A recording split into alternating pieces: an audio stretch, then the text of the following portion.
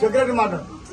మీ ప్రగతినగర్ వాసులందరికీ హృదయపూర్వక ధన్యవాదాలు చెప్తున్నాను. నన్ను రెండవసారిగా ప్రజలందరూ నన్ను ఎన్నుకొని మరి వారి కూడా నన్ను రెండవసారి అవకాశం ఇచ్చినందుకు పేరు పేరున బస్తీ కమిటీ సభ్యులకు వేసు మన బస్తీ వాసులందరికీ ధన్యవాదాలు చేస్తున్నాను. మేమందరం ఐక్యతగా ఉండాలంటే మీరు కూడా మాకు సహకరించాలి.